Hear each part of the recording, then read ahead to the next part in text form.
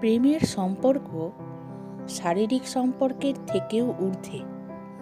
প্রেমের সম্পর্কে শারীরিক হওয়াটা জরুরি না, হতে চাইলে হতে পারে, তাতে ভুল কিছু নেই, কিন্তু জরুরি না। শারীরিক সম্পর্ক হলো দেহের চাহিদা বা দেহের খিদে, আর প্রেম হলো আত্মার খিদে। তবে দুটো খিদে জীবনে মেটানো উচিত, কিন্তু এক্ষেত্রে বলে রাখা ভালো, শারীরিক খিদে যদি নাও মেটে কোনো কারণে, তো আত্মার খিদে যেন মেটে।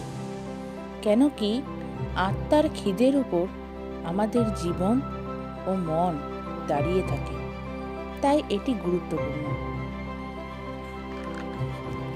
একটি গল্প শোনায়। একবার এক প্রেমিক প্রেমিকা ছিল।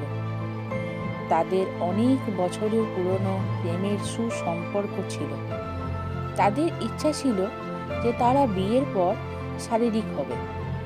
তাদের একদিন বিয়ে হয়, কিন্তু বিয়ের কিছুদিন পরে প্রেমিকাটির একটি বিপদ বা দুর্ঘটনা ঘটে।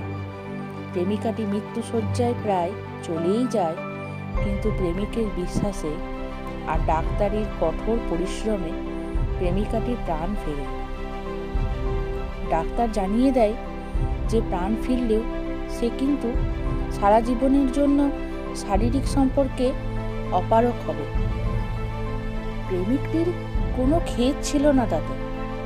সে যথেষ্ট খুশি ছিল যে তার প্রেমিকা তার জীবনে ফিরে এসেছে। এরপর তাদের জীবন সত্যিকারের প্রেমের সম্পর্কে পূর্ণ ছিল, যেখানে কোনো শারীরিক সম্পর্কের প্রয়োজন পড়েনি। অমর হোক এমন প্রেম। আত্মিক খিদে শারীরিক খিদের থেকেও অনেক বেশি গুরুত্বপূর্ণ। অনেক সময় অনেক শারীরিক সম্পর্ক হওয়ার পরেও প্রেম শেষ হয়ে বিচ্ছেদ পর্যন্ত ঘটে যায়। যদি শারীরিক সম্পর্ক গুরুত্বপূর্ণ হবে, তো এমনটা কেন হবে?